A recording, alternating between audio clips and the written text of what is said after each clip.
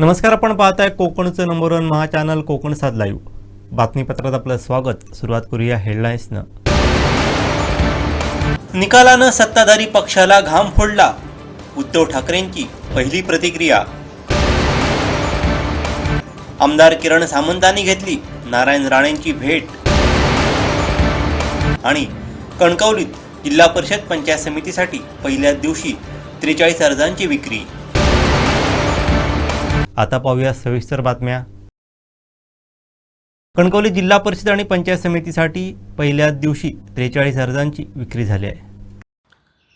कणकवली जिल्हा परिषद आणि पंचायत समितीसाठी 8 जिल्हा परिषद आहेत आणि 16 पंचायत समिती सदस्य आहेत आणि याच जिल्हा परिषद मतदारसंघासाठी 43 अर्ज हे पहिल्या दिवशी खरेदी केलेले आहेत उमेदवारांनी. आपण बघितलं तर संपूर्ण कालपासून उमेदवारी अर्ज भरायला सुरुवात केली आहे. पहिल्या दिवशी कोणी उमेदवारी अर्ज दाखल केला नाही आहे, पण पहिल्या दिवशी एकंदरीत 43 अर्ज हे पहिल्या दिवशी गेलेले आहेत एकंदरीत. आणि आपण जर कणकवली या तहसील कार्यालयामध्ये काही जण उमेदवारी अर्ज दाखल करण्यासाठी देखील आलेले आहेत आणि काही जण उमेदवारी अर्जाची माहिती देखील घेत आहेत. माहिती घेऊन कशा पद्धतीने उमेदवारी जर भरावा लागेल, काय पद्धतीने काय काय कागदपत्र लागतील याची देखील माहिती जाणून घेत आहेत. आपण बघितलं तर गेली सिंधुदुर्गामध्ये बघितलं तर महाविकास आघाडी आणि महायुती अशा 2 पक्षांची जी आहे ती निवडणूक होण्याची शक्यता आहे. एकंदरीत संपूर्ण काल महायुतीची घोषणा देखील झाली आणि महाविकास आघाडीची अजूनही कुठली घोषणा झाली नाही आहे. आज तुम्ही अर्ज घेतलेला आहे समजते, एकंदरीत काय परिस्थिती तुमच्या, काय सांगाल? अर्ज आम्ही जे घेतले आहेत हे अर्ज घेऊन काय काय त्याला पेपरची प्रोसिजर आहे ते आम्हाला जाणून घ्यायची आहे, म्हणून अर्ज घेतले आहेत. आमचा ज्यावेळी महाविकास आघाडीचा निर्णय होईल त्यावेळी नक्की मी जाहीर करेन. अर्ज माहितीसाठी त्याला पेपर काय काय लागतात, त्याच्या प्रोसिजर काय आहे हे जाणून घेण्यासाठी आपण अर्ज घेतलेला आहे.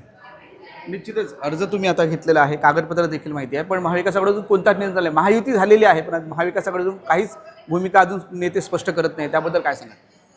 आज उद्या 2 दिवसात मिटिंग होतील. या 2-3 दिवसात आमचा निर्णय नक्की होईल. निर्णय झाला की मी तुम्हाला गोड बातमी देईन. कोंडाघाटमध्ये मोठं प्राबल्य असतं, तुम्ही देखील काम करताय, काय वातावरण आहे? वातावरण खूप चांगलं आहे महाविकास आघाडीसाठी. बघू आता काय निर्णय काय होतो महाविकास आघाडीचा वरिष्ठ नेत्यांचा, त्यावर ठरवतील नेते काय. महायुती झाली एका बाजूला, हो चांगली गोष्ट आहे. होते महायुती झालेली आहे, चांगली गोष्ट आहे. पण बघितलं तर आज उमेदवारी अर्ज भरण्यासाठी म्हणजे अर्ज घेण्यासाठी काही जण आलेले आहेत. एका दिवशी पहिल्या दिवशी 43 अर्ज घेतलेले आहेत. काही जिल्हा परिषद पंचायत समितीसाठी अर्ज घेतलेले काही उमेदवार देखील आहेत जे आता सध्या अर्ज घेतलेत. आज तुम्ही देखील अर्ज घेतलाय, काय सांगाल? इलेक्शन लढवायची इच्छा आहे. जर पक्षाने EB फॉर्म दिला तर लढवणार उमेदवारी. एका बाजूला महायुती झालेली आहे, दुसऱ्या बाजूला तुम्ही तेच म्हणतो ना की पक्षाने जर तिकीट दिली तर मी लढवणार. कुठल्या पक्षाकडून आणि कोणता विभाग आहे तुमचा? शिवसेना हरकुळ विभाग पंचायत समिती ठाकरे शिंदे सेने. शिंदे निश्चित शिंदे सेनेकडून महायुती झालेली आहे, कालच घोषणा झालेली आहे. सीट शिंदे सेनेला सुटेल असं वाटतंय? हो सुटेल ना, का नाही सुटणार? सुटणार, नक्की सुटणार. आणि सुटली तर 100% लढवण्याची ताकद आहे माझी. शिंदे सेनेला सीट सुटेल अशी त्यांची आशा आहे, त्यामुळे सुटली तर निश्चितच आपण निवडणूक लढा असं देखील सांगितलं आहे. पहिल्या दिवशी उमेदवारी अर्ज गेल्या, दुसऱ्या दिवशी देखील जात आहेत आणि आता सध्या बघतोय की आता उमेदवारी अर्ज भरण्यासाठी जी आहे ती उमेदवारांची धावपळ सुरू असताना आपल्याला एकत्रित दिसत आहे. कॅमेरामॅन साहिल बागवेसह उमेश बुचडे, कोकण सात लाईव्ह, कणकवली.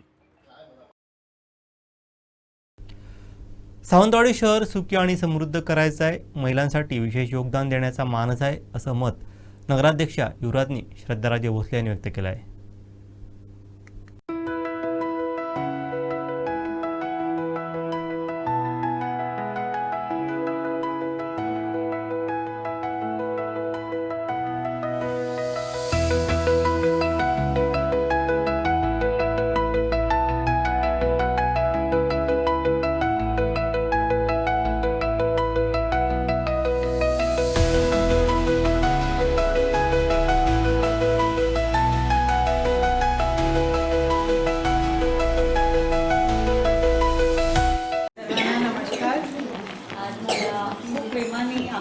केला आहे त्याच्यासाठी मी आभारी आहे.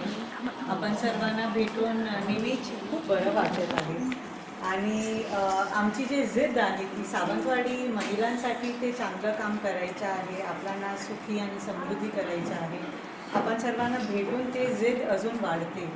तर मी सर्वांना तेच नम्र विनंती करणार की आपल्याला कधी पण काही पण कष्ट आहे, कशाची पण गरज लागली, हक्काने नगरपालिकामध्ये या, आमच्याशी भेटा आणि आपण एक सुंदर सोल्युशन काढून घेऊया. जिल्ह्यातील ब्रिटिशकालीन बसस्थानकांमधलं एक बसस्थानक आणि बाजारपेठ फोंडागडमधील आहे. याच बसस्थानकाचा व बाजारपेठेचा आणि अन्य सोयीसुविधांचा विकास गेली कित्येक वर्ष झाला नाही. या जिल्हा परिषद मतदारसंघात नेमकी काय परिस्थिती आहे याचा आढावा घेतलाय आमचे प्रतिनिधी उमेश बोचडे यांनी. पाहूयात.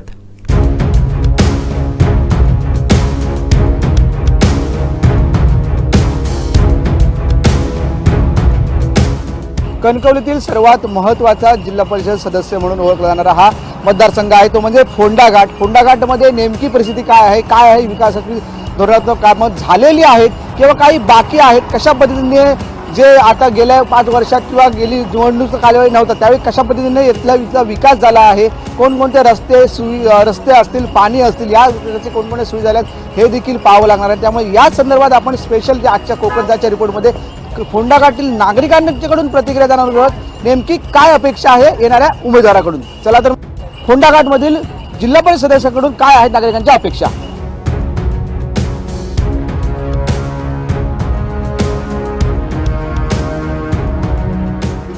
ही निवडणूक येणार जाणार, विकास कामं होतात, इरिगेशनसारखी जागा, MRDC होण्यासारखी जागा कुणी पक्ष येऊन देत, तिथे लक्ष लागून बेकारी वाढली आहे. जवान पोरगे इकडे तिकडे फिरत असतात, नादी बनतात कुठे. यासाठी उद्योग हा महत्त्वाचा आहे.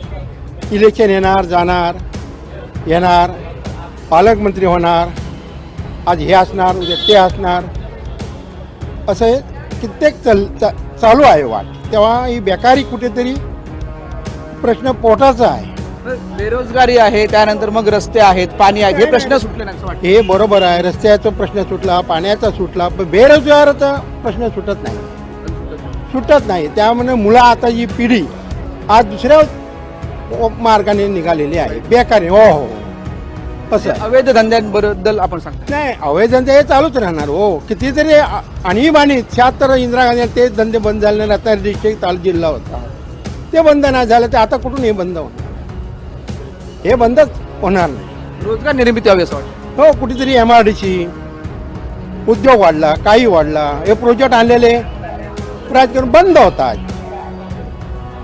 आज चिराग सिंडिकेट कंपनी, आज 200 माणसाचं पोट, त्यासारखी कंपनी आज बंद आहे.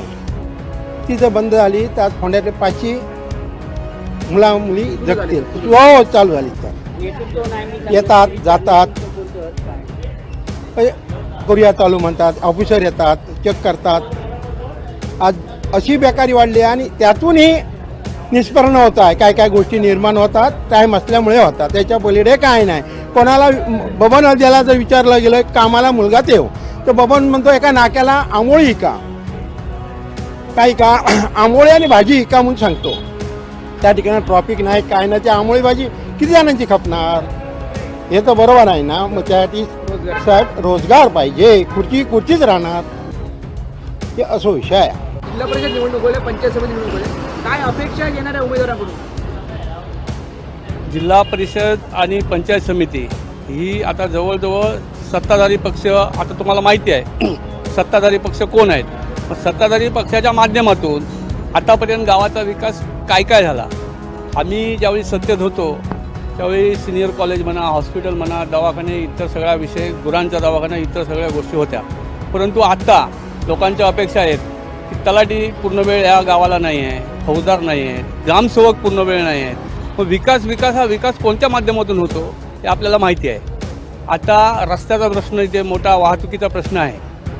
वेळोवेळी आम्ही सूचना करून, वेळोवेळी आंदोलनं करून अद्यापपर्यंत तो विषय निभावण्यात आलेला नाही. तर रस्ता रुंदीकरण हा विषय एकदा संपुष्टात यावा आणि इतर गोष्टी ज्या काय आहेत त्या देखील व्यवहारातून पूर्ण व्हाव्यात असं आम्हाला वाटते. येणाऱ्या पंचायत समिती आणि जिल्हा परिषद यांच्या माध्यमातून ज्या काही गोष्टी आहेत त्या गोष्टी पूर्णत्वाकडे जावी अशी आमची अपेक्षा आहे. सध्या महायुती होऊ घातलेली आहे. महायुतीकडून ही जी सीट आहे ती शिंदे सेनेला सुटेल की भाजपला, काय वाटतं? ती आता त्यांच्यावर अवलंबून आहे, त्या पक्षावर, त्यांच्या पक्षाच्या कार्यकर्त्यांनी. ही पहिली सीट आता जी होती ती मला वाटतं शिंदे यांच्याकडे होती, त्यामुळे त्यांच्यात तडजोडीत युती झाली तर ते काय होईल ते सांगता येत नाही. कारण मी एका राष्ट्रीय पक्षाचा मी उपाध्यक्ष असल्यामुळे त्यांच्यात काय आता डावपेच आहेत ते काय सांगता येत नाहीत. परंतु युती झाली आणि नाही झाली तरी ह्या समस्या ज्या आहेत त्या पूर्णत्वाने मार्गाला लागाव्यात असं आम्हाला वाटतं. सिंधुदुर्ग जिल्ह्यामध्ये इंग्रजांच्या काळातली पहिली 3 बसस्थानकं होती, ती म्हणजे देवगड, सावंतवाडी आणि फोंडाघाट.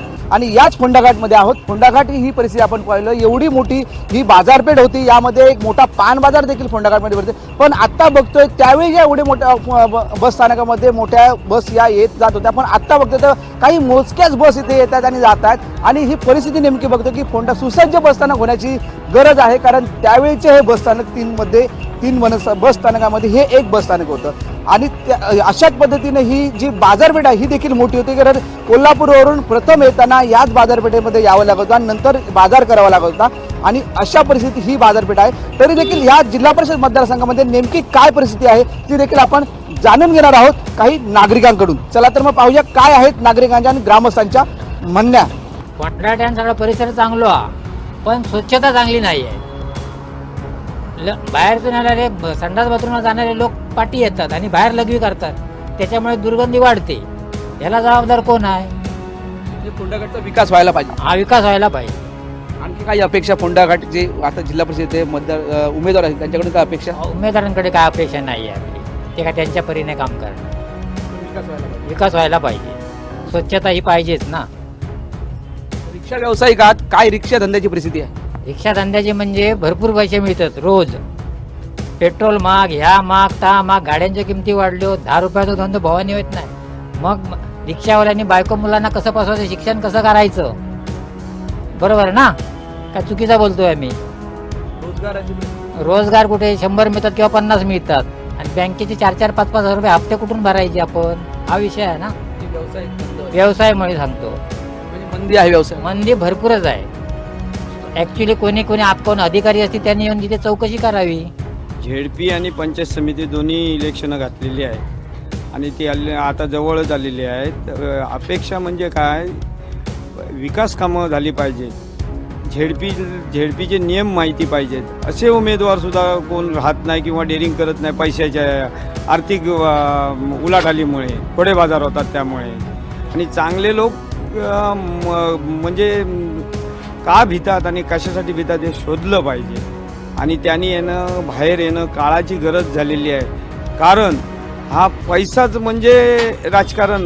किंवा माझं प्रामाणिक मत सांगायचं म्हणजे, आधी झेडपीचं तुम्ही म्हटलात तर झेडपीला किंवा ग्रामपंचायतीपासून वरपर्यंत म्हणा, नगरसेवक, सेवक म्हणून हा शब्द आहे, तो शब्दच यांनी बदलून टाकलेला आहे.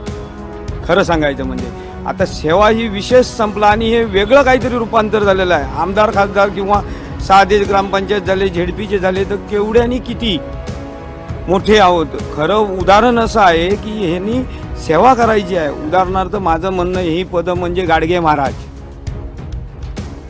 गांधी, बापू गांधी असे म्हणजे त्यावेळीचे. त्यांनी उदाहरण सांगायचं म्हणजे त्यांनी लोकांना कपडे नाही म्हणून आपल्या अंगावरचे काढले, म्हणून ते राष्ट्रपिता झाले. आणि अशा प्रकारे ह्यांनी दाखवावं जनतेची सेवा करून. निदान आपल्या खिशातला 1ही रुपया घालू नये. आजच्या काळात अशी लोकांची अपेक्षा आहे, मतदारांची अपेक्षा आहे की गव्हर्नमेंटचा पैसा आहे किंवा शासनाचा पैसा आहे, तो जरी आमच्या मतदारांसाठी योग्यरित्या नियोजन केला तरी कितीतरी काय केलात. आजच्या क्षणाला असं वाटतंय मतदारांना ते सुद्धा होत नाही. पण काही मतदारांना देखील अपेक्षा आहेत उमेदवाराकडून. मग ह्यांनी ते वातावरण तसं केलं, त्यामुळे मगाशीच मी पहिल्या मुद्द्यात सांगितलं, चांगले लोक गप्पच बसले आहेत. अशा प्रवृत्तीचे लोक बाहेरच येत नाही. ते कुठेतरी मीडियाने, तुमचाही स्तंभ कायम महत्त्वाचा आहे मीडिया म्हणजे, तुम्ही वगैरे अशी जागृती करून ते मुळावर आणणं गरजेचं आहे. तर हे टिकेल, नाहीतर आपलं कुठे भरकटत जाऊ आणि चांगल्या लोकांना किंमतच राहणार नाही आणि चांगले गणतेतच येणार नाही. कारण हे मॉपमध्ये भरपूर मॉप हा माप ही संख्या मॉप होणार आणि चांगले हे माप होणार अशा मताचा मी आहे. तर हे कुठे तुम्ही सहकार्य करून मीडियाने म्हणा, पत्रकारांनी म्हणा, सगळ्यांनी जे प्रयत्न करून कुठेतरी थांबण्याची काळाची गरज आहे. नाही तर आज हे फोफावत चाललेलं आहे, रोपाचं वटवृक्ष झालेलं आहे. कधी हे संपेल हे सांगता येत नाही आणि ह्या स्टेशनवर आलेलं आहे संपण्याच्या. त्याच्या आधी आपण सगळ्यांनी प्रयत्न करून थांबण्याचा प्रयत्न करूयात. हे सगळं त्यांचं षडयंत्र थांबवायचं. पैसा म्हणजे राजकारण नव्हे, समाजसेवा म्हणजे राजकारण. आता सध्या तरी परिस्थिती चांगली आहे, म्हणजे ट्रान्सपोर्ट वगैरे चांगलं आहे इथे, म्हणजे मालाची ये जा चांगली चालू आहे. थोडा ट्रॅफिकचा त्रास होतो आहे, पण इतर सगळ्या गोष्टी चांगल्या आहेत. जुनं बसस्थानक होतं त्याचं अजून रिनोव्हेशन नाही, स्वच्छता हा, बसस्थानकचं रिनोव्हेशन झालं काय नाही. अन्य अपेक्षा काही नाही, ते झालं पाहिजे. म्हणजे आता अद्यावत एस टी स्टँड वगैरे त्यांची जे संडास लगवीची सोय चांगल्या प्रकारे होत नाही. व्यापाऱ्यांची नेमकी भरभराटी आहे, व्यवसाय होतो चांगला हाच चाललाय व्यापार, म्हणजे प्रत्येकाच्या आज करण्यावर सगळं चाललं आहे. आणि असं आता अत्याधुनिक हे जग आहे, याच्यात थोडंफार कॅम्पिटिशन हे मोठ्या प्रमाणावर चाललं आहे.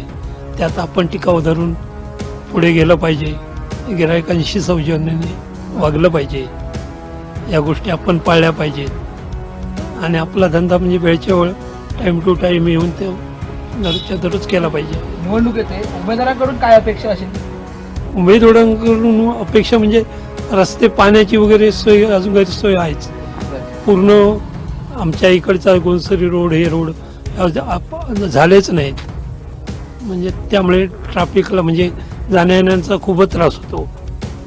आमच्या घरी जाण्याचा तर रस्ता अजिबातच चांगला नाही. जुना बाजार म्हणून बाजारपेठ पूर्वीची आहे, तिथे रस्ता, आमचं घर आहे, तिथे जायचा रस्ताच चांगला नाही. ते रस्ते वगैरे झाले पाहिजेत अशी एक अपेक्षा आहे. आपण बघितलं तर फोंडाघाटमधील ग्रामस्थांनी वेगवेगळ्या प्रतिक्रिया दिल्या आहेत. काही सांगितलं की विकास कामं होणं गरजेचं आहे, काही सांगितलं विकास कामं झालेली आहेत, वाहतुकीची कोंडी आहे असं देखील काही सांगितलं. काहींनी सांगितलेलं की क्रीडांगण होणं गरजेचं आहे, रोजगाराची निर्मिती होणं गरजेचं आहे, वाहतुकीच्या समस्या सुटायला पाहिजेत. त्यानंतर मग ह्या सर्व जी कामं आहेत ती होणं गरजेचं आहे.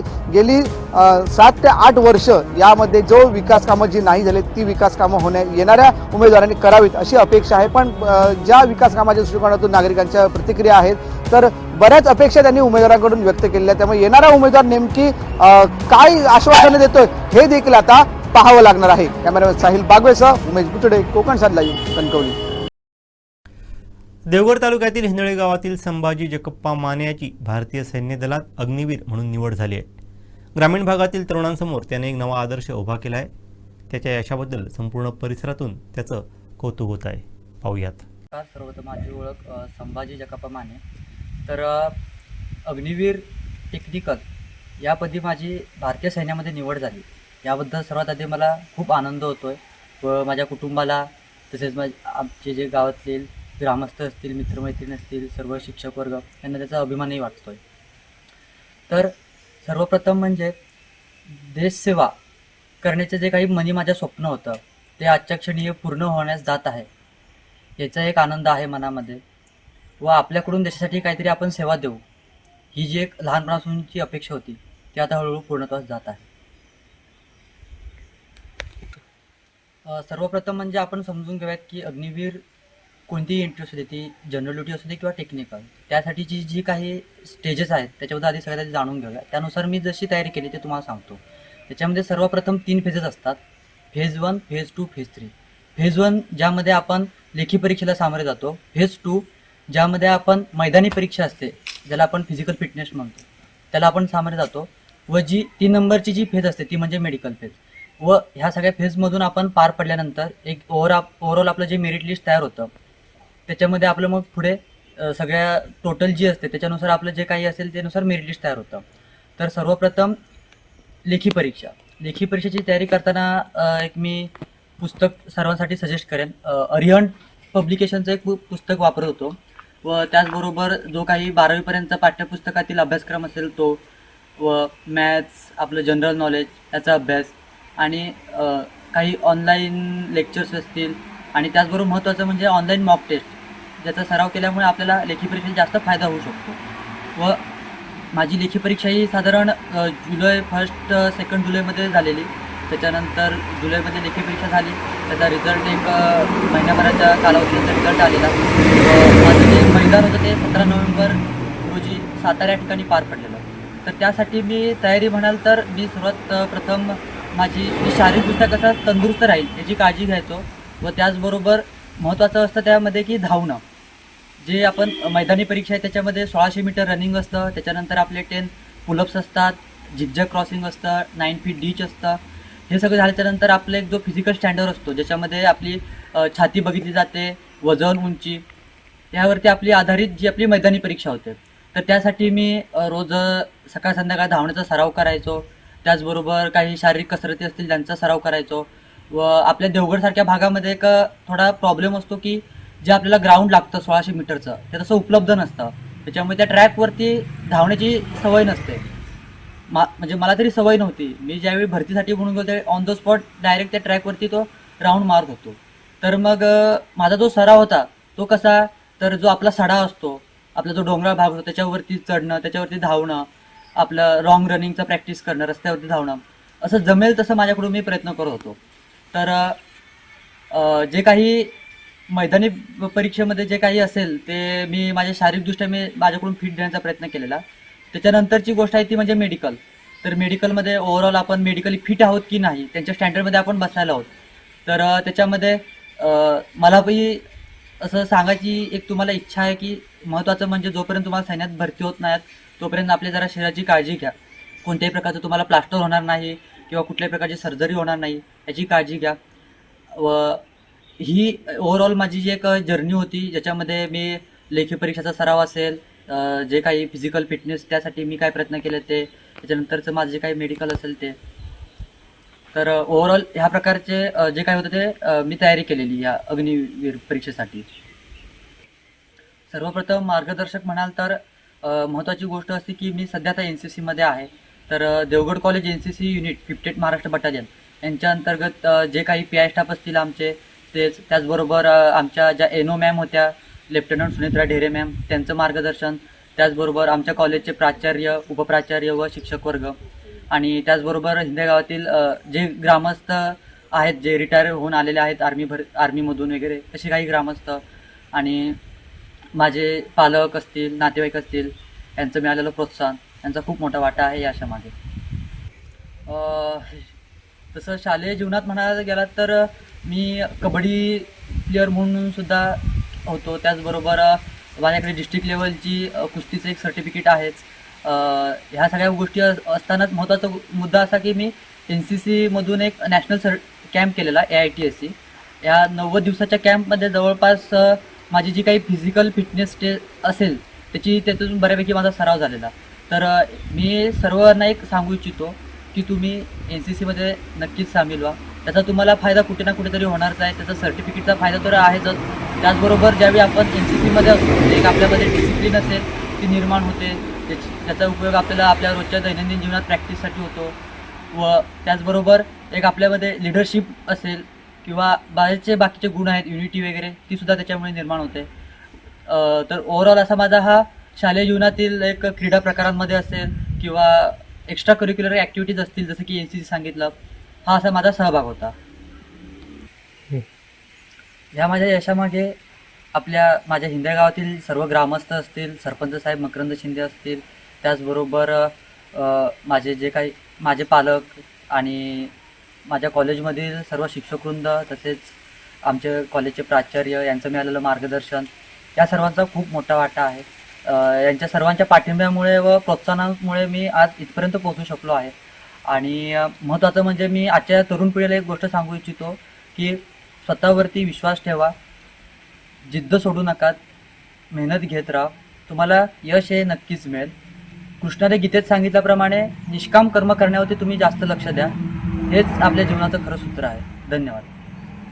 स्वप्न होतं त्याचं चांगलं असं हे हो, आणि गावांचं पण आम्हाला भरपूर इंद्रा गावाचं आम्हाला हे मिळालं. त्याच्यामुळं मुलगा आमचा पुढे गेला, त्याचं आम्हाला सगळं यश मिळालं. संभाजी मानेचं होतं, माझ्या भावाचं खूप मोठं स्वप्न होतं की आपण आपल्या भारत देशासाठी काहीतरी करायचं. तरी ते आज त्याचं स्वप्न पूर्ण होतं आहे. आम्ही ते स्वप्न त्याचं पूर्ण होताना आमच्या डोळ्यांनी बघतो आहे. आम्हाला खूप आनंद होतो आहे. अशाच त्याला भरभरून यश मिळत राहो अशी ईश्वरचरणी प्रार्थना. तुला पुढील वाटचालीसाठी माझ्याकडनं आणि आमच्या घराकडनं, तुला हिंदळ्या गावाकडनं खूप खूप शुभेच्छा. धन्यवाद. हिंदळे गावातील संभाजी जगप्पा माने ह्याला पुढील वाटचालीस हिंदळे गावातर्फे मनोज जाधवकडून शुभेच्छा.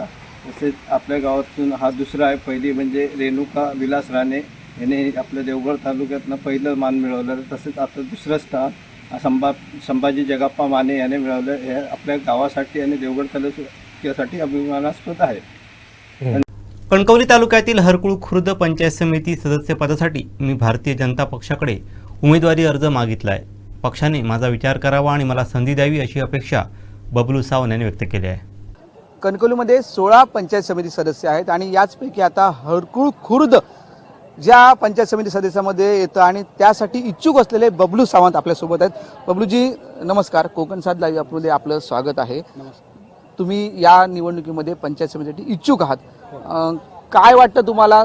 पक्षाकडून सध्या युती झालेली आहे, परत युतीला सीट सुटेल की समजा म्हणजे महाविकास आघाडीकडून कोण उमेदवार आहे हे देखील निश्चित नाही आहे. काय नेमकी परिस्थिती आहे सध्या? प्रथमतः आपले मनापासून मी आभार व्यक्त करतो की आम्ही भेटीगाठी सुरू असताना आपण आम्हाला थांबवलात, आमच्याकडून प्रतिक्रिया जाणून घेतल्यात. मी महायुतीच्या वतीने भारतीय जनता पार्टीकडे कालच मी पक्षाकडे फॉर्म भरला आहे आणि गेल्या 2018मध्ये मी एक ठराविक 200-300 मतांनी पडलो होतो, पराभूत झालो होतो. तर यावेळी मला संधी मिळावी म्हणून मी पक्षाकडे मागणी केलेली आहे आणि मला वाटतं की भारतीय जनता पार्टी माझा महायुतीच्या वतीने नक्कीच विचार करेल एवढी मात्र खात्री आहे. पण सध्या महायुतीमध्ये झालेली आहे, शिवसेनेला देखील सुटू शकतात ह्या सीट असं देखील बोललं जाते, त्याबद्दल काय सांगा? शेवटी पक्षश्रेष्ठींचा तो निर्णय आहे. पक्षाने जर सांगितलं महायुतीमध्ये ही सीट आपण मित्रपक्षाला देतो तर आम्ही त्यांच्यासाठी आनंदाने काम करू आणि मित्रपक्षाने जर समजा मला सीट मिळाली, भारतीय जनता पार्टीला मिळाली, मला म्हणजे भारतीय जनता पार्टी जो कोण उमेदवार देईल त्याला, तर त्यांनी पण आमच्याकडे तशाच पद्धतीने मित्रत्वाने काम करावं एवढी अपेक्षा ठेवतो. 4 ते 5 ग्रामपंचायत आहे. सध्या ग्रामपंचायतीमध्ये वर्चस्व कोणाचं आहे आणि सरपंच देखील कोणाचे आहेत हे आपण पाहतोच आहेत. काय परिस्थिती असेल? भारतीय जनता पार्टीच्या विचाराचे सगळीकडे सरपंच असल्यामुळे आम्हाला भारतीय जनता पार्टी महायुतीला विजय हा नक्कीच सोपा आहे. शिवसेना बघितलं तर ठाकरे शिवसेना एकंदरीत बघितलं तर सर्व ठिकाणी आपले उमेदवार उभे करणार असं देखील त्यांच्याकडून समजत आहे. कसं सामोरे जाल त्यांना? तो त्यांचा प्रश्न आहे. काल मुंबई महानगरपालिकेचा रिझल्ट लोकांनी त्यांना दिलेला आहे, त्याच्यामुळे ठाकरे शिवसेना काय आमच्यासाठी फार मोठा विरोधक आहे असं आम्ही म्हणणार नाही. ठाकरे शिवसेना हा पक्ष काय आमच्यासाठी विरोधक असं म्हणणार नाही, पण पक्षाने जर जबाबदारी दिली तर आपण पार पाडू आणि नक्कीच विजयी खेचून आणू असं बबलू सावंत यांनी सांगितलेलं आहे. कॅमेरामॅन साहिल बागवेसह उमेश बुचडे, कोकण साथ लाईव्ह, कणकवली. राजापूरचे आमदार किरण सामंत यांनी खासदार नारायण राणे यांची सदिच्छा भेट घेतली. यावेळी ते नेमकं काय म्हणाले पाहूयात. राजापूरचे आमदार किरण सामंत हे कणकवली दाखल झाले. ओम गणेश निवासस्थानी खासदार राणेंची त्यांनी भेट घेतली. साहेब काय सांगाल, काय नेमकी प्रतिक्रिया? भाजपाचे नेते आणखी आमच्या रत्नागिरी सिंधुदुर्गचे खासदार नारायण राणे साहेब यांची सदिच्छा भेट घेण्याकरता आलो होतो मी आणि त्यानिमित्ताने मतदारसंघातील उमेदवारांबाबत देखील चर्चा केली. युतीचा काही फॉर्म्युला ठरला आहे काय? युतीचा फॉर्म्युला म्हणजेच निवडून येणारा उमेदवार हाच निकष असा ठरून त्याला त्यांनी मान्यता दिली. बऱ्याच दिवसांनी राणे साहेबांची भेट घेतली आहे. आपला मतदारसंघ होय देखील रत्नागिरीमध्ये युतीची सध्या चर्चा आहे. काय रत्नागिरी जिल्ह्यामध्ये सुद्धा युती झालेली आहे. एकंदरीत भाजपचे सर्व जिल्हाध्यक्ष होते, आपले देखील जिल्हाध्यक्ष इथे उपस्थित आहेत. एकंदरीत काय रणनीती ठरली या निवडणुकीची? नाही, रत्नागिरीचं इथे कोणी नव्हतं. सिंधुदुर्गाची रणनीती एकंदरीत काय ठरली? बैठकीत मी हजर नव्हतो. फक्त सदिच्छा. काय सांगाल तर सिंधुदुर्गातल्या या आपल्या जनतेला, आपले बरे काय कार्यकर्ते आपले देखील आहेत, तसेच नेते देखील आपले सदस्य आहेत. जिल्हा परिषद आणि पंचायत समितीचे सर्व उमेदवार महायुतीचे जास्तीत जास्त मताधिकाऱ्यांनी निवडून देणं. निश्चितच हे होते किरण भैया सामंत यांनी सांगितले, जिल्हा परिषद पंचायत समिती जास्तीत जास्त उमेदवार हे आमचे निवडून येतील. कॅमेरामॅन साहिल बागवेसह उमेश बुचडे, कोकण साथ लाईव्ह, कणकवली. नीतिमूल्यांचं पालन होत नसल्यामुळे आज सर्व क्षेत्रांमध्ये अधपतन होत असल्याचं अजय कुमार सरवगोड यांनी सांगितलं आहे.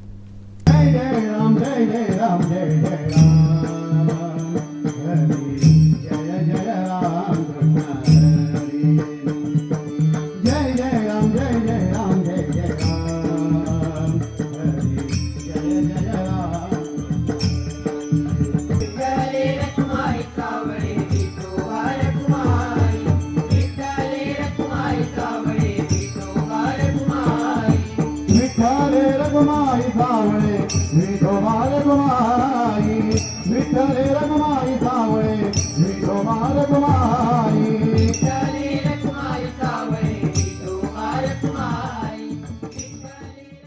प्रथम राष्ट्र सांगणारे या देशाचे पंतप्रधान आदरणीय नरेंद्र मोदीजी, तुझं साठी जनन ते जनन, तुझं विन जनन ते मरण, असा प्रखर राष्ट्रवाद सांगणारे स्वातंत्र्यवीर सावरकर, प्रथम ही भारतीय आहे नंतर ही भारतीय आहे असं सांगणारे महामानव डॉक्टर बाबासाहेब आंबेडकर, अशीच सुंदर माता असती तर आम्ही असेच सुंदर झालो असतो, स्त्रियांच्या प्रती आदरयुक्त ठेवणारे गोर गरीब जनतेचे रयतेचे राज्य म्हणून ज्यांचा आपण नामोल्लेख करतो असे छत्रपती शिवाजी महाराज, असाध्याचे साध्य करेल तो अभ्यास सांगणारे संत तुकाराम महाराज, विश्वचे गुरु विश्वचे माझे घर सांगणारे संत ज्ञानेश्वर महाराज, ज्या ज्या महामानवानी ज्या ज्या महामतांनी ज्या ज्या साधू संतांनी हा देश घडवला, या देशाला चांगलं संस्कारित केलं, त्यांना मी नतमस्तक होतो.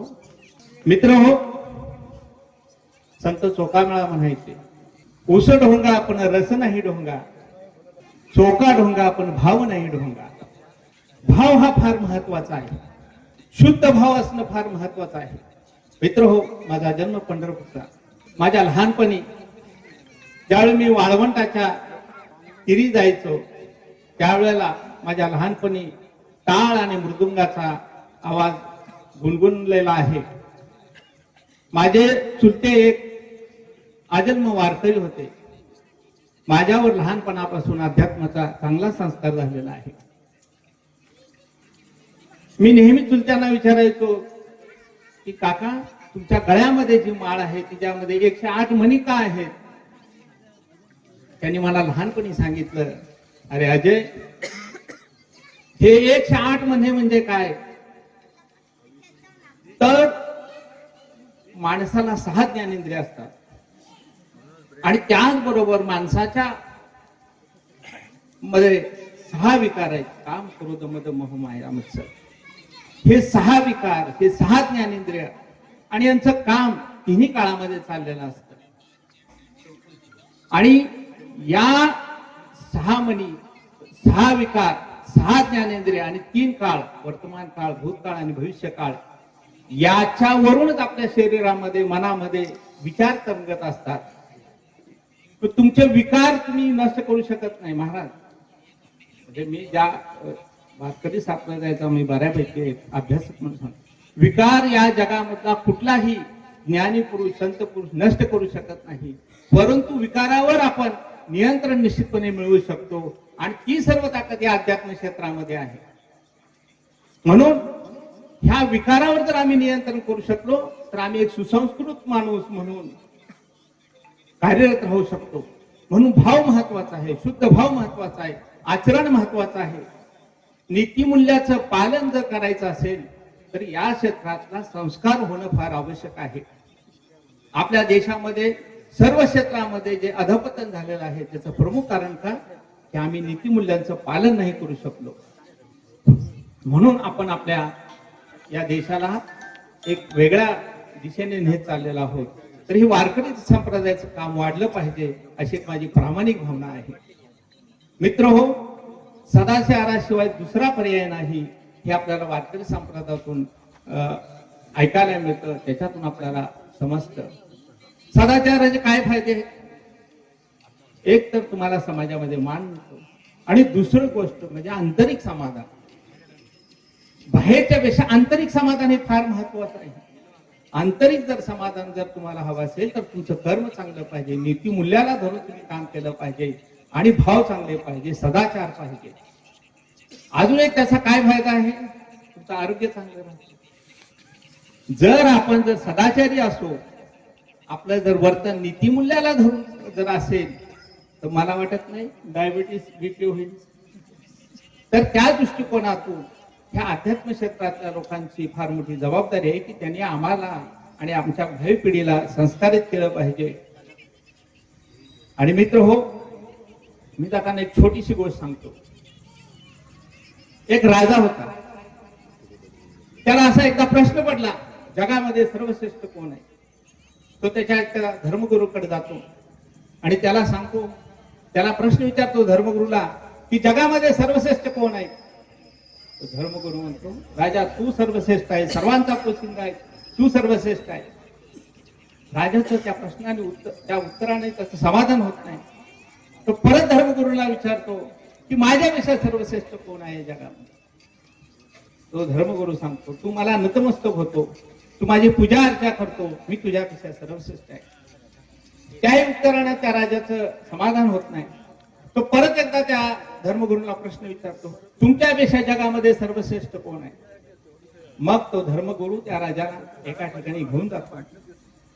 त्या ठिकाणी काय दृश्य असतं तर एक जीर्ण झालेला म्हातारा, ज्याचा मृत्यू अत्यंत समीप आलेला आहे, तो आज मरतो का उद्या मरतो अशा स्थितीमधला वृद्ध सदग्रस्त एक रस्त्याच्या कडेला खड्डा खोदत असतो आणि आंब्याचं झाड लावत असतो. आणि मग तो धर्मगुरू त्या राजाला सांगतो, जगामध्ये हे लोक सर्वश्रेष्ठ आहेत की जे माझ्यानंतर सुद्धा येणाऱ्या पिढीला, माझ्यानंतर सुद्धा जे लोक जन्माला येतील त्यांना ह्या आंब्याची सावली मिळावी, मधुर आंबे खाता आले पाहिजे. अशी परोपकारी ज्या लोकांच्या मध्ये भावना आहे ते लोक जगामध्ये सर्वश्रेष्ठ आहेत. सर्व माणसाला सर्वश्रेष्ठ होता येईल. आपल्या देशाला जर खऱ्या अर्थाने बलवान करायचं असेल तर वारकरी संप्रदायाचा वारसा आपण चालवलं पाहिजे. आपण निश्चितपणाने या ठिकाणी ही पंढरी नगरी उभं करून हा वारसा पुढे नेण्याचं काम करत आहात. या ठिकाणी तुम्हाला बोलवलं, मी तुमचा अत्यंत आभारी आहे. या कार्यक्रमाला या शहराचे कणकवली शहराचे नगराध्यक्ष, नूतन नगराध्यक्ष या ठिकाणी आले, ज्येष्ठ पत्रकार कणबळकर काका आले, कौंडाळकर महाराज आले आणि ज्येष्ठ पत्रकार आपले गणेश जेठी आलेले, सर्व मान्यवर या ठिकाणी आलेले. तुमच्या सगळ्यांचे या ठिकाणी ऋणनिर्देश व्यक्त करतो. आणि ही परंपरा तुम्ही वर्षानुवर्ष चालव. कौंडाळकर महाराजांनी सांगितलं की हा वारकरी संप्रदायाला 2500-3000 वर्षाचा वारसा आहे. मी आज या 8व्या वर्षामध्ये आहे. मी तुम्हाला पुढील 100 वर्ष, मी पुढे हजारो वर्ष हा वारसा चालवा, अशा हे तुम्हाला शुभेच्छा देतो. सगळ्यांना माहित आहे की मी 100 वर्ष जगणार आहे. मला 100 वर्षापर्यंत तुम्ही निमंत्रित करावं. मी आज कुठल्याही कधी व्यासपीठावर जात नाही निवृत्तीनंतर, परंतु एक धार्मिक कार्यक्रम असल्यामुळे मी इथे आवर्जून आलेला आहे. माणसं घडवण्याचं काम हे लोक तुम्ही करत आहात, म्हणून मी या ठिकाणी आलो आहे. आणि तुम्हाला ह्या सगळ्या कार्याला मी शुभेच्छा देतो. आणि पुढील वर्षी मला प्रमुख पाहुणे म्हणून न बोलवता श्रोता म्हणून बोलवा, मला अधिक बरं राहील. आणि पुन्हा पुढील वर्षाच्या त्या कार्यक्रमासाठी तुम्हाला हार्दिक हार्दिक शुभेच्छा देतो. आणि जाता जाता एकच सांगतो, मनामनातील द्वेष मत्सर घालवूया, प्रेमाचा अंकुर फुलवूया, गोरगरिबांची सेवा करूया, महिलांचा सन्मान करूया, वृद्धांचा सन्मान करूया, आपला भारत समृद्ध बनवूया, आपला भारत समृद्ध बनवूया. जय हिंद, जय महाराष्ट्र.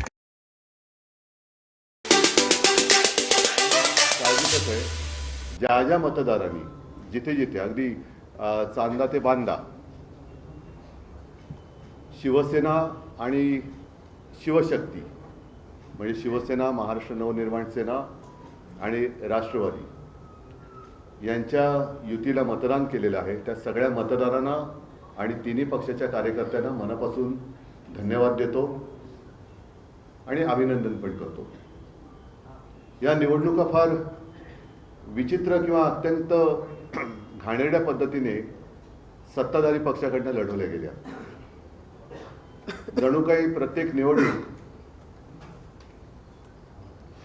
ही निवडणूक म्हणजे अगदी त्यांच्या जीवन मारण्याचा प्रश्न आहे, अशा पद्धतीने ते साम दाम दंड भेद याच्या पलीकडे जाऊन सर्व काही त्यांनी वापर केला. धाक दपटशा, पैशाची लालूच दाखवली, आमिष दाखवलं. काही जणांना आमच्या शिवसैनिकांना तडीपार करण्याच्या नोटिसा केल्या, काही जणांना अटका तिकडे झाल्या, काही ठिकाणी दंगली भडकवण्याचे प्रयत्न झाले. अगदी ठाण्याला गेलो होतो, तिथे आमच्या काही कल्याण डोंबिवली असेल, ठाणा असेल, इथल्या उमेदवारांना पैशाची आमिषं पण देण्यात आली. काही ठिकाणी जोर जबरदस्तीने त्यांना उमेदवाऱ्या मागे घ्यायला लावल्या. आणि या सगळ्या गुंडागर्दीला न डरता ज्या ज्या उमेदवारांनी ही लढत दिली आणि ज्या ज्या मतदारांनी निर्भयपणाने मतदान केलं, हे सगळेजण खरोखर लोकशाहीचे रक्षक आहेत. मुंबईमध्ये आमचा महापौर होणार आणि व्हावा अशी आमची एक इच्छा होतीच, आजही आहे. तो आकडा आम्ही आज तरी काही गाठू शकलेलो नाही, पण ह्या सर्व त्यांच्या खेळाला उत्तर देऊन जे काही निकाल लागले, जे काही यश शिवशक्तीने मिळवलेलं आहे, त्या निकालाने सत्ताधारी पक्षाला तर घाम फोडला आहे नक्कीच. कारण त्याने एक्झिट पोलचे आकडे असतील किंवा आणखीन काही गोष्टी असतील, या सर्व म्हणजे एकही प्रयत्न त्यांनी असा सोडला नाही की जिथे शिवसेना नामोहरा होईल. एका गणिताचं काय उत्तर मला मिळालेलं नाही. अगदी विधानसभेला सुद्धा किंवा लोकसभेला असेल, माझ्या नक्की लक्षात नाही, मोदीजींची सभा झाली होती शिवतीर्थावर, खुर्च्या रिकाम्या होत्या. विधानसभेला असेल, याही वेळेला आमची सभा झाली. मी आणि राज पहिल्या प्रथम शिवाजी पार्कला एकत्रित आलो. एकत्रित तर यापूर्वी सुद्धा होतो, शिवसेना प्रमुख होते तेव्हा, पण एका व्यासपीठावरनं आम्ही भाषणं केली. आदित्यने पण केलं. आपण सगळेजण साक्ष आहात शिवाजी पार्क कसं फुलून गेलं होतं. त्याच्या दुसऱ्या दिवशी सगळी जी काय खुर्च्यांची गर्दी होती, ती गर्दी, त्या गर्दीचा प्रतिसाद म्हणजे आमच्याकडे गर्दी जमते पण मतदान होत नाही, पण त्यांच्याकडे खुर्च्या मतदान करू शकतात हे पहिल्या प्रथम आम्हाला कळलं. रिकाम्या खुर्च्या मतदान कशा करू शकतात, हा एक न सुटलेलं उलगडलेलं कोड आहे. एकूणच काय तर त्यांनी शिवसेना संपवण्याचा आटोकाट प्रयत्न केला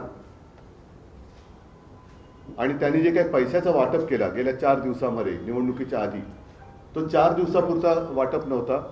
गेले 4 वर्ष हे पैसा पेरत होते.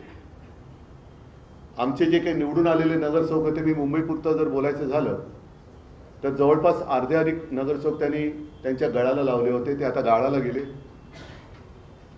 4 वर्ष त्यांनी त्यांच्या आमदारांना, नगरसेवकांना, नगरसेवक नसताना सुद्धा काही पदाधिकाऱ्यांना सुद्धा विकास निधीच्या नावाखाली आम्हाला पैसा वाटला. अगदी निवडणुकीच्या तोंडावर सुद्धा प्रेशर कुकर असेल, मिक्सर असेल, साड्या असेल, म्हणजे प्रचंड तिकडे हा परवा कालचा का परवाचा लोकसत्तेचा अग्रलेख चांगला आहे.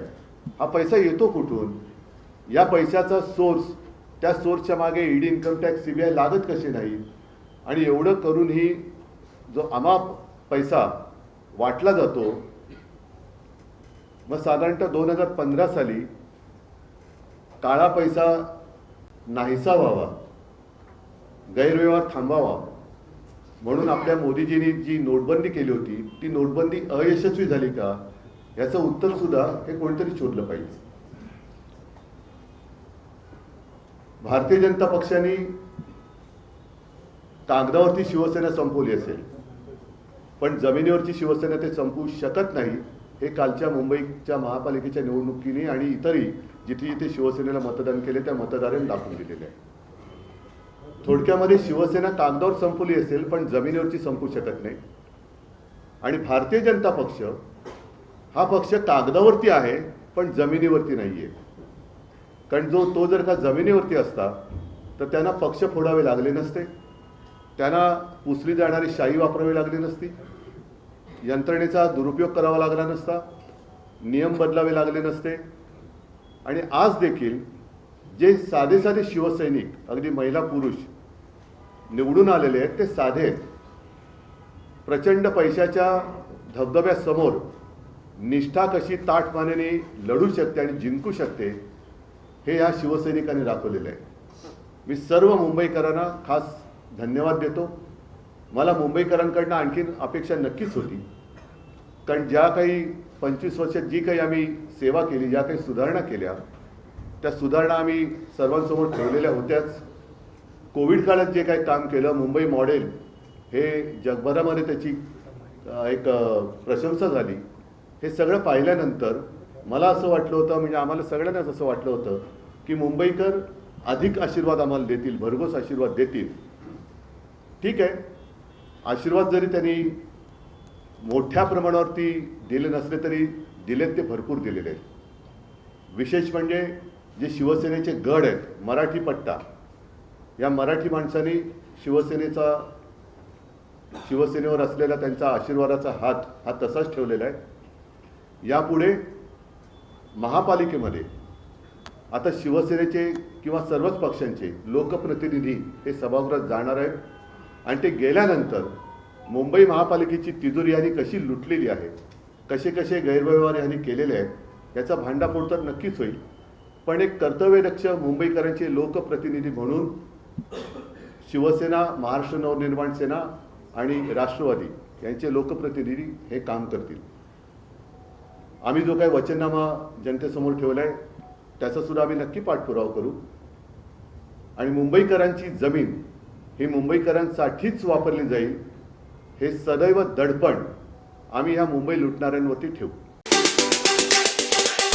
फोंडा घाटामध्ये बाजारपेठेत आपण पाहणार आहोत की वेगवेगळ्या विविध राजकीय चर्चा आहेत आणि राजकीय चर्चेमध्ये राजकीय नेते देखील काही उपस्थित आहेत. चाय पे चर्चा म्हणून या आपण एक म्हणू शकतो या संदर्भात. काका नमस्कार. फोंडा घाटमध्ये आता जिल्हा परिषद निवडणूक लागली आहे. काय वाटतंय, काय परिस्थिती आहे? फोंडा घाटचा विकास झाला आहे? फोंड्या गाव तो विकास झाला नाही असं नाही, पण हे आता उद्या इलेक्शन ह्याच्यात आली आहे ना, तिकटाचा रनिंग चालू आहे. जे काम करणारी आहेत ते जात आहेत, त्यांना तिकीट मिळण्याबाबत महत्त्वाचं आहे. कोणाला तिकीट मिळेल हे अजून निश्चित नाही. निश्चित ते काम करणाराच मिळणार ना. आज 600 सह्या घेतो, काय घेतो त्यांना भेटणार. महायुती झाली आहे आणि झाली आहे, दादांनी बोलले ना काल माहिती आली आहे. आता त्याच्यावर कोलमून आहे, त्यांच्या शब्दावर कोलमून आहे. मामा, तुम्ही राजकीय पक्षाचे एक पदाधिकारी आहात, काय सांगाल, काय परिस्थिती नेमकी फोंड्याची? आज फोंड्याची वस्तुस्थिती चांगल्या प्रकारे आहे. या महायुतीमध्ये भरपूर भाजप, राणे, आमदार, तुमचे खासदार यांचा खरोखरच इकडे लक्ष असून जवळजवळ 99% कामं झाली आहेत. आणि ती जर कामं तुम्हाला पाहिजे असेल तर मी त्या स्पॉटवर तुम्हाला नेऊन दाखवतो. इथून कोणच वंचित राहिलं नाही. फक्त राहिलेला प्रश्न आहे कुठला? आमच्या बाजारपेठेचा. कारण ट्रॉपिंगमध्ये हा बी प्रश्न आमदार साहेबांनी आणि हे सर्वांनी उचललेला होता, महायुतीमार्फत सुद्धा उचललेला होता. परंतु काही लोकांनी त्याला स्टे लावल्यामुळं हा तेवढा फक्त बाजारपेठेचा प्रश्न राहिलेला आहे. मुद्दा ब्रिज आता पाडणार आहे तर रस्ता मिळणार नाही, तो एक मुद्दा समोर येतोय. नाही, सध्या चालू आहे. ड्रायव्हिंग सीन काढलेलं आहे. तुम्ही आता जाऊ शकता. इथून किती 5 मिनिटावरच आहे दोन्ही रस्ते. आणि असंच ठरवलेलं आहे आमच्या इथे की 6 सीटरच्या गाड्या फक्त सोडायच्या, 6 टायराच्या गाड्या सोडायच्या, लोडच्या गाड्या बंद करायच्या. याचं कारण काय आहे? ह्या फोंडा बाजारपेठेत हे ट्रॉफिक नसल्यामुळं मागे 2 माणसांचे ॲक्सिडेंट होऊन त्यांचे मयत झाले. पण माझं असं एकच म्हणणं आहे, एवढं सगळं केलं आहे. मी बी राजकारणातलाच माणूस आहे. आज जवळजवळ 39 वर्ष साहेबांबरोबर म्हणजे राणे साहेबांबरोबर मी राणे साहेबांचा कट्टर असल्यामुळं मी त्यांच्याबरोबरच आहे. अजून मी लोकांगत इकडे तिकडे कुठे गेलेलो नाही. कारण त्यांच्या माध्यमातून आणि आता ज्यावेळी राणे साहेबांनी आमच्या भाजपमध्ये प्रवेश केला त्यावेळापासून भाजप आणि राणे साहेब यांच्या माध्यमातून अनेक कामं झालेली आहेत. पण त्याच्याकडे जरा एवढा लक्ष द्यावा, कारण त्यांचाही नाईविलाज झाला. राणे साहेब इथे, नितेश साहेब जवळजवळ 3 ते 4 वेळा आले होते. राधाकृष्णाच्या देवळात बैठकी झाल्या, इथल्या गावातल्या लोकांना बोलवलं. पण काही जरी विशिष्ट लोक असतात ना, त्यांच्यामुळं हा सगळा राहिलेला आहे. बाकी आमच्या इकडे कुठे एका घराला सुद्धा पायवाट दिलेली आहे. आमदार खासदार फंडातून आहेत. शासनाच्या विविध योजना जवळजवळ 300 ते 325 घरं मंजूर झालेली आहेत. सध्या ते काम प्रगतीपथावर आहे. निश्चितच काही जुने शिवसैनिक म्हणून सांगतात आपल्याला. काय सांगाल, फोंड्याचा विकास झाला? फोंड्याचा विकास मला तसा 100% म्हणता येणार नाही, कारण उर्वरित जो ट्रॉफिकचा प्रश्न आहे.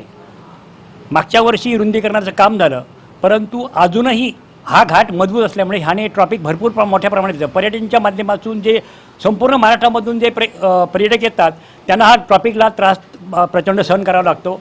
दुसरी गोष्ट अशी आहे, या रस्त्याची जे नियोजन आहे ते कुठेतरी कोलमडलेलं आहे. पाण्याचा प्रश्न आहे. त्याचप्रमाणे भाजी मार्केटचा जो प्रश्न आहे, भाजी मार्केट संदर्भात ज्यावेळी इथं बाजार भरतो, साधारणतः 4 ठिकाणी जो प्रकार आहे, शुक्रवार, शनिवार, रविवार आणि सोमवार, त्या ठिकाणी प्रचंड मोठ्या प्रमाणात भाज्याची उलाढाल होते. परंतु लोकांना बसायसाठी जागा नाही. ते नियोजन व्हायला पाहिजे. त्याचप्रमाणे पाण्याचा जो प्रश्न आहे तो खरोखरच गंभीर प्रश्न फोंडावासियांमध्ये आहे.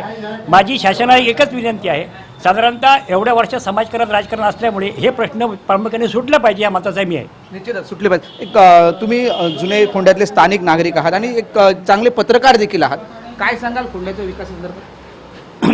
फोंड्याचा विकास झाला म्हणून हे सगळे राजकीय सगळे लोक सांगत आहेत, पण तो फोंड्याचा विकास कसा झाला म्हणजे नेमका त्यांना विकास झाला म्हणल्यानंतर त्यांचं स्वरूप काय त्यांना म्हणायचं आहे ते जाणवत नाही. कारण फोंड्यामध्ये सगळ्यात महत्त्वाचं फार मोठ्या प्रमाणात बेरोजगारी आहे. इथली मुलं जर बघितली तर बाजारपेठेमध्ये अशी मुलं बेरोजगार मुलं फिरत असतात, त्यांना कुठेतरी रोजगार मिळणं गरजेचं आहे. दुसरी गोष्ट फोंड्यात क्रीडाचं वलय असलेलं फोंडा हे गाव आहे. म्हणजे पूर्वी कबड्डीसाठी फोंडा प्रसिद्ध, पूर्वी क्रिकेटसाठी फोंडा प्रसिद्ध होतं. तर त्यांचं एक इथे सुसज्ज क्रीडांगण व्हावं, इथल्या मुलांना त्याच्यातून तिथे सराव करायला मिळेल, त्याची एक मागणी आहे. ती आत्तापर्यंत कुठल्याही लोकप्रतिनिधीने घेतली नाही. मला वाटतं आता येणारे लोकप्रतिनिधी त्याच्यामध्ये लक्ष घालतील. आमच्या फोंड्याच्या बाजूलाच एक इरिगेशन कॉलनी आहे, तिथे जवळजवळ 20-25 एकर जमीन जी इरिगेशनची आहे तिथे पडून आहे.